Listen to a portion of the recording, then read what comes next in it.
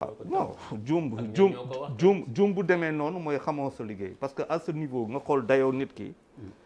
ju yeneen ñi nekk am nañu droit def ko amuñu droit def ko si biir luñ si gën a wax lu ma jàpp man damay jël rek lu mu tudd conclusion bi nag maa ko moomal sama bopp am naa liberté conclure lu ma si jàpp mooy ñii xamuñu dara encore que Sonko tam bu demoon kenn mënu ko téye compte tenu d'une réalité boo xamante ne assemblée nationale moo ko jox donc mënuñu ko sax téye. amoo certitude bi. te tout ce que tu diras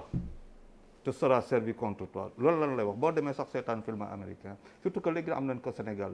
la possibilité d'être assisté par benn avocat nga dem ngay wax donc tout ce que tu diras sera retenu contre toi donc bu ñu xoolee tout ce qui a été dit ça peut être retenu contre toi aussi c'est-à-dire bu dee droit rek la ñuy wax man nag je suis pas juriste mais xel neex nag lu ma jàpp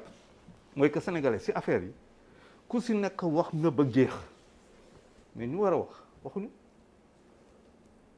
amoon na ay moment yoo xamante ne des gens ont été arrêtés ici il y a eu des sorties du procureur de la République leeral nit ñi am na wala amu fi cette gravité bu ñu xoolee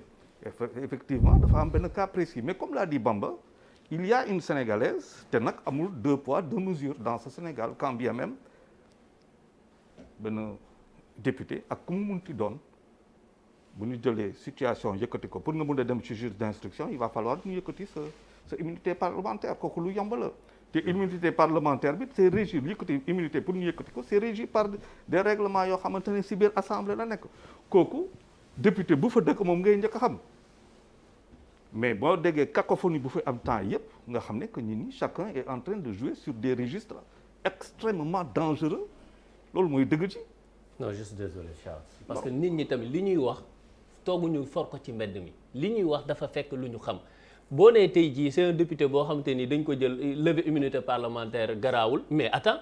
bu fekkee ni la ñuy lever jaarul ci yoon mais yoon may nañu ñu taxaw ñu ne lii jaarul ci yoon parce que ni ñu bëgg a circonscrire affaire bi mooy le procureur ba def ak juge d'instruction garaawul nañ njëkkati immunité parlementaire Ousmane Sonko jox ko non ce n'est pas ça xam nga dafa am acte bu procureur bi posé te foog Sénégalais yi xam ko acte bi procureur de la République posé moo njëkk a faussé respect de la loi parce que yow mënoo def réquisitoire introductif. jox ko juge d'instruction mu war a enquête juge d'instruction bi jël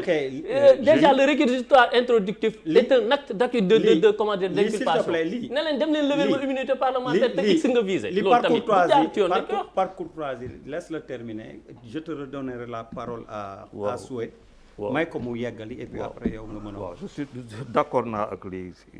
ça veut dire que par A ou par B immunité parlementaire dinañ ko yëkkati bu dul demain ça sera dans une semaine. mais qu'on le fasse dans les règles de l'art. je veux dire nañu respecter yoon rek. waaw loolu laa wax ñun loolu la ñuy laaj. dama ne par A ou par B dina yëkkati. mais nañ ko yëkkati dans le respect de la loi. non non c'est important ñu préciser ko. parce que mënuñu taxaw ne dañ koy yëkkati mais dans le respect de la loi. non quand je dis encore par A ou par B dañ koy yëkkati il est évident que si kaw loi lañ koy teg. waaye yoon bi ñu jaar nii tegul ci loi la. léegi waaw. je veux dire c'est important d'ailleurs je suis désolé mais il y a des choses yoo xamante ni nit ñi ñuy seetaan dafa baax. bu ñu leen inoculé loo xamante ni nag. loo xamante ni day andi jiix jaaxal seen bopp. je suis désolé je suis vraiment désolé mais il faut qu'on le fasse quoi. ça veut dire il faut comprendre que je ne cherche pas à inoculer dama ne loo xamante ne par A ou par B dafay am na jël 10 ans mais dina am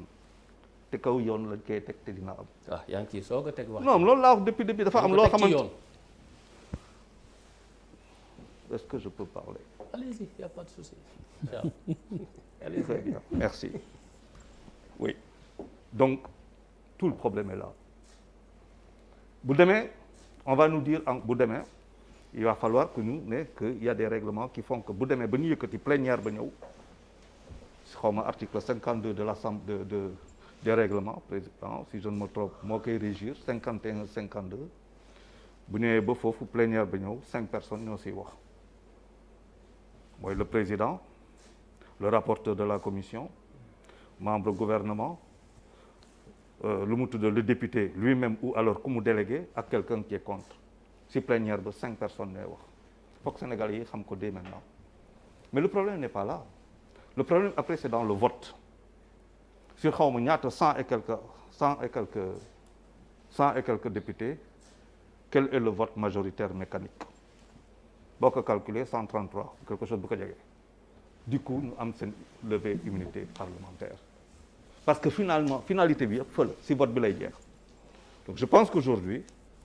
on gagnerait non pas à incriminer Sonko comme beaucoup de choses ont été dites te kenn xamul lu mu demee juge d'instruction newul si affaire yi avocat yi am na ñu si wax te dossiers yi jotoo ko si man j'ai eu à contacter quand même un avocat balaa may wax j'ai à contacter un avocat quand même de Sonko maître Cheikh Khoureyssi Ba nga xamante ne ñoom jotaguñu dossier ba bon mu ngi ma doon ci jamono boobu mooy le vendredi passé mënul si wax loo xamante ne moom il découvre comme tout le monde dans la presse des bribes d'informations yoo xamante ne lui il n'a pas encore le dossier c'est pour cela que ma ne Sénégalais yi on leur sert des choses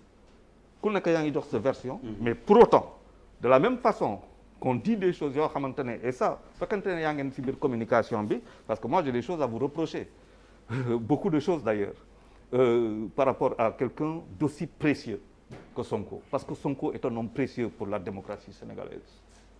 et moi j'ose regarder ces gens qui sont dans sa cellule de communication ne leen yéen foo leen jaar ba lii mën a am